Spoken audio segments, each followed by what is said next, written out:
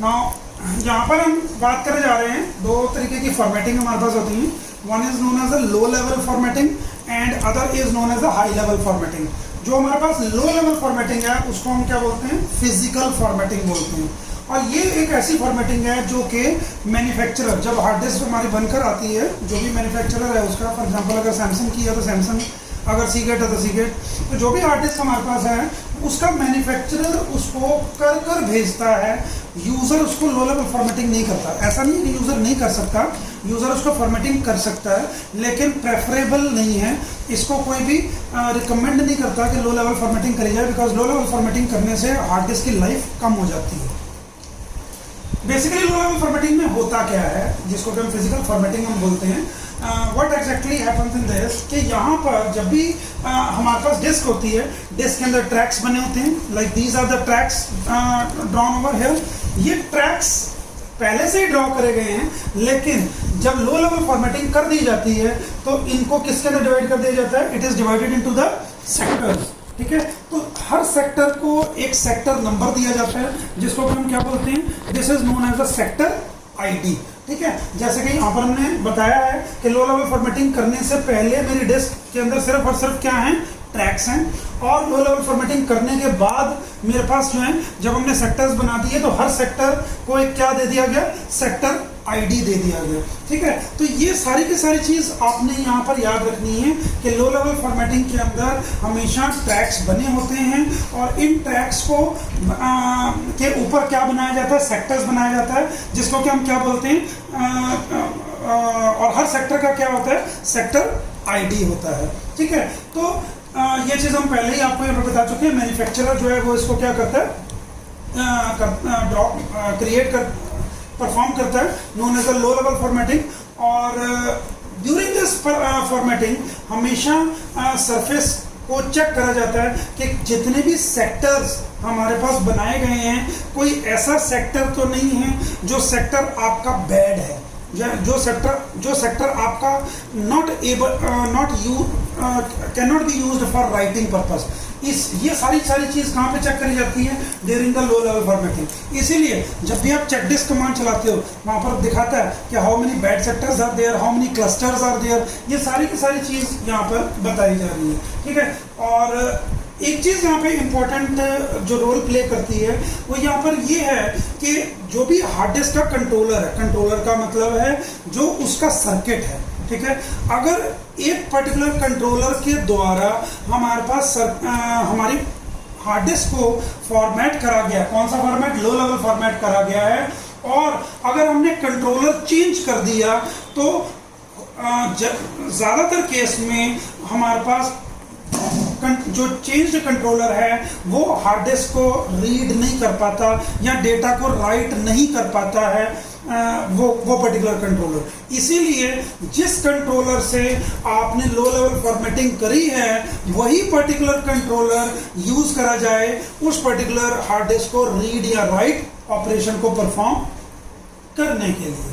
ठीक है, और दूसरी चीज हमारे पास जो लो लेवल फॉर्मेटिंग के लिए जो यूजर, अगर मान लीजिए मुझे लो लेवल फॉर्मेटिंग करनी है तो जो यूजर प्रोग्राम यूज कर सकता है वो है fdisk.exe। ये चीज हम पहले भी हमने बात करी है जब मैंने पार्टीशनिंग के बारे में बात करी थी। या फिर एक debug program debug.exe। All these are the external commands जो कि यूज करी जाती हैं।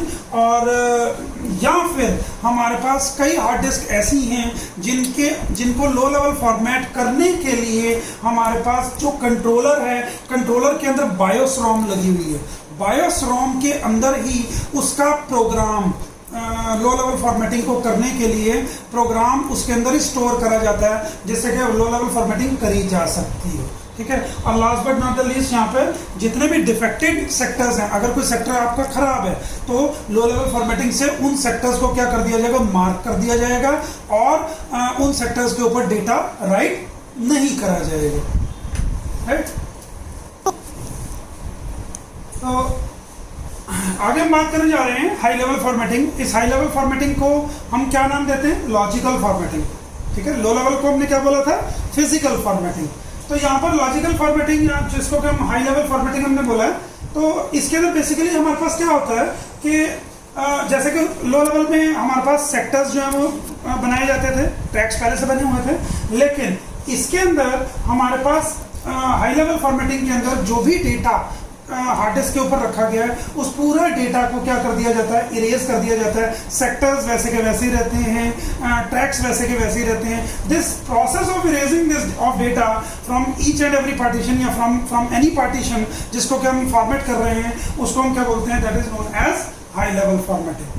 मेनली इसके अंदर हमारे पास होता क्या है कि जैसे कि हमने आपको फैट के अंदर बताया था कि फाइल जब भी बनाई जाती है डिफरेंट कहाँ पर स्टोर करी जाती है, डिफरेंट क्लस्टर्स पर स्टोर करी जाती है और क्लस्टर एंट्री जो है वो आती है। Cluster is nothing but it is the combination of sectors. तो यहाँ पर हमारे पास जो फाइल एलोकेशन टेबल के अंदर जो क्लस्टर्स का जो लिंक हमारे पास है, like for example cluster number 5, अगर मेरे पास एक फाइल है जिसके अंदर क्लस्टर नंबर 5 पर डेटा स्टोर करा गया है, बाकी rest of the data is stored at cluster number 27। सो ये जो लिंक हमारे पास है, ये लिंक क्या कर दिया जाता है, ब्रेक कर दिया जाता है, तोड़ दिया जाता है, जिससे कि हमारे पास जब फाइल के जब क्लस्टर्स के अंदर आपस में कोई लिंक नहीं होगा तो उस केस में क्या होगा, तो फाइल अनरिकॉग्नाइजेबल हो जाएगी, फाइल को रिकॉग्नाइज नहीं किया जा सकेगा और हम कह देंगे कि हमारा डेटा जो है वो हार्ड डिस्क पर नहीं लिखा गया है, बट एक्चुअली में वो हार्ड डिस्क पर एग्जिस्ट करता है। ठीक है, तो ये चीज हमारे पास कहाँ पे करी जाती है, हाई लेवल फॉर्मेटिंग में या फिर लो लेवल फॉर्मेटिंग में करी जाती है। और जब भी कोई एक फाइल नई क्रिएट करी जाती है, कोई फाइल बनाई जाती है या कोई फाइल के अंदर कोई डेटा नया ऐड करा जाता है, हमेशा क्या कर दिया जाता है, फैट को अपडेट करा जाता है, बिकॉज डेटा कहाँ पर स्टोर होगा, क्लस्टर सेक्टर्स पर स्टोर होगा एंड फर्दर क्लस्टर्स बनेंगे। Cluster is a combination of sectors. तो यही चीज यहाँ पे बताई गई है, whenever a new file is created, the data is stored on the sectors and the fat is updated। और further जो है फैट को क्या कर दिया जाता है, फैट को अपडेट कर दिया जाता है। और इसको करने के लिए जो कमांड यूज करी जाती है डॉस के अंदर सबसे इंपॉर्टेंट है फॉर्मेट कमांड हम यूज करते हैं। जनरली हम लोग विंडोज के अंदर या किसी जीयूआई ऑपरेटिंग सिस्टम के अंदर माई कंप्यूटर में जाते हैं, जाकर के सी ड्राइव या डी ड्राइव किसी को भी फॉर्मेट करना है, हम उसको सिलेक्ट कर लेते हैं, राइट क्लिक करते हैं और फॉर्मेट की ऑप्शन आती है। ऐसे ही हम पेन ड्राइव को भी करते हैं या कोई एक्सटर्नल मीडिया हमारे पास है तो हम उसको भी हम फॉर्मेट कर सकते हैं, लेकिन हम डॉस की मदद से भी कमांड यूज करते हुए फॉर्मेट कर सकते हैं। Whenever the partitions are made, the drive partitions are only visible when the drive is formatted separately।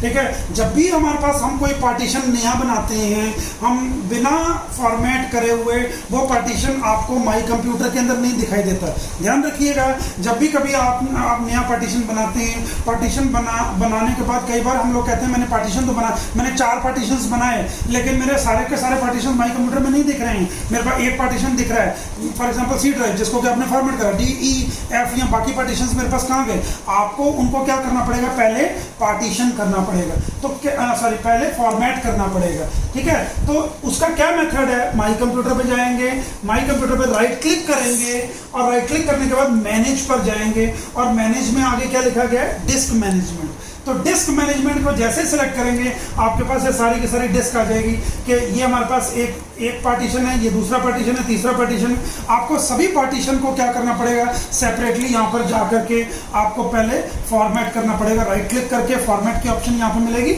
आपको यहाँ पे फॉर्मेट करना पड़ेगा। जब आप इसको फॉर्मेट कर देंगे तो वो सारे के सारे पार्टीशंस आपको माई कंप्यूटर के अंदर दिखने शुरू हो जाएंगे।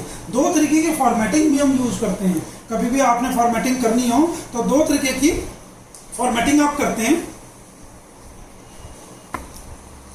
तो 2 तरीके की फॉर्मेटिंग वही मैं बता रहा हूं यहाँ पे, क्विक फॉर्मेटिंग और फुल फॉर्मेटिंग यहाँ पे हमारे पास होती है।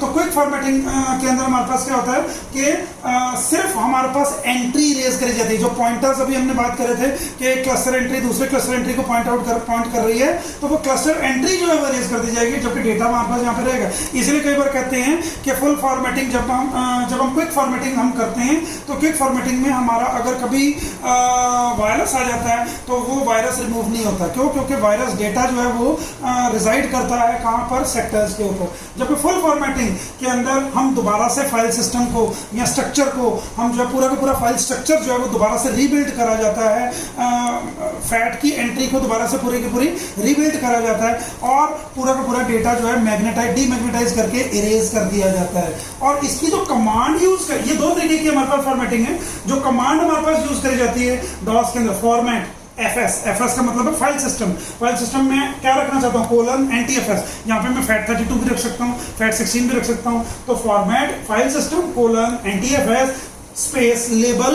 लेबल क्या रखेंगे, जब हम फॉर्मेट करते हैं तो आता है ना कि ये मेरी बैकअप ड्राइव है, ये मेरी सॉफ्टवेयर की ड्राइव है, तो लेबल मैंने क्या रख दिया, लेबल कोलन GTBPI, और एंटर कर देंगे तो क्या होगा, ड्राइव मेरी फॉर्मेट भी हो जाएगी और उसको एक लेबल भी जो है वो दे दिया जाएगा। और उस जो फॉर्मेट करी जाएगी वो किस फाइल सिस्टम से फॉर्मेट करी जाएगी, NTFS से फॉर्मेट करी जाएगी। हम चाहें तो यहाँ पे फैट 32 या फैट 16 कोई भी हम फाइल सिस्टम को यहाँ पर यूज कर सकते हैं। तो हाई लेवल फॉर्मेटिंग के अंदर हमारे पास जो है मैक्सिमम 3 प्राइमरी पार्टीशंस बन सकते हैं। जैसे कि हमने बताया था 2 तरीके के पार्टीशंस हमारे पास होते हैं। One partition is known as the primary partition and other is known as the extended partition. 3 primary maximum हम पार्टीशन बना सकते हैं और एक एक्सटेंडेड पार्टीशन, एक ही बनेगा, एक से ज़्यादा एक्सटेंडेड पार्टीशन नहीं बन सकता। हाँ, एक्सटेंडेड पार्टीशन आगे फर्दर जो हैं हमारे पास 128 एक्सटेंडेड पार्टीशन हम बना सकते हैं।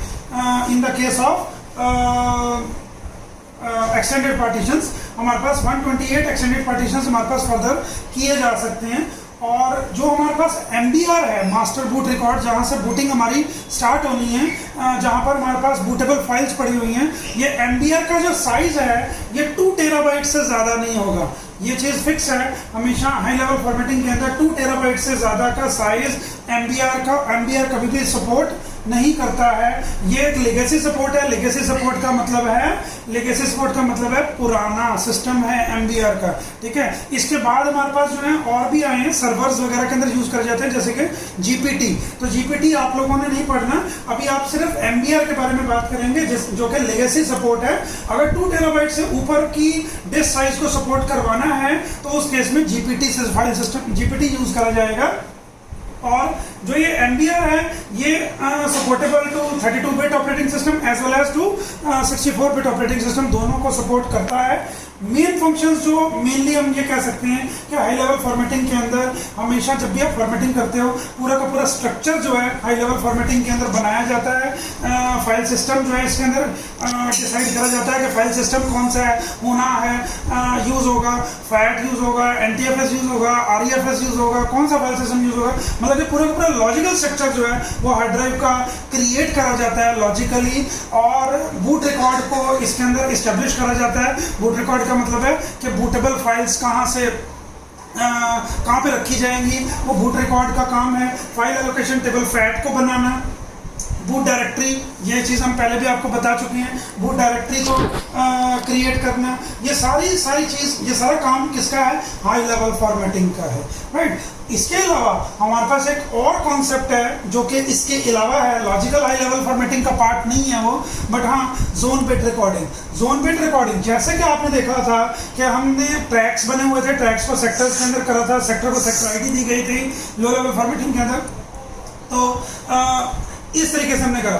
अब आप अगर यहाँ पे देखें तो आउटर मोस्ट ट्रैक के ऊपर जो सेक्टर्स हैं वो हमारे पास सेक्टर्स जो हैं फिक्स हैं। फिक्स मतलब कि नंबर ऑफ सेक्टर्स फिक्स हैं। अगर आप यहाँ पे देखो इस ट्रैक के ऊपर 1 2 3 4 5 6 सेक्टर्स हैं, यहाँ पर भी 1 2 3 4 5 6, यहाँ पर भी 6 सेक्टर्स हैं। बट यहाँ पर क्या देखा जाएगा कि नंबर ऑफ सेक्टर्स जो हैं यहाँ पे फिक्स्ड हैं, बट उनका जो साइज है, जैसे जैसे हम अंदर इंटरनल जाते जाएंगे वैसे वैसे उसका क्या होता चला जाएगा, साइज उसका छोटा होता चला जाएगा। सेक्टर्स का साइज वेरी करेगा, सेक्टर्स का साइज कम होता चला जाएगा। बट इसीलिए हम जोन बिट रिकॉर्डिंग का कंसेप्ट लेकर आए हैं, जिसके अंदर हमने क्या करा कि number of sectors on each track differs.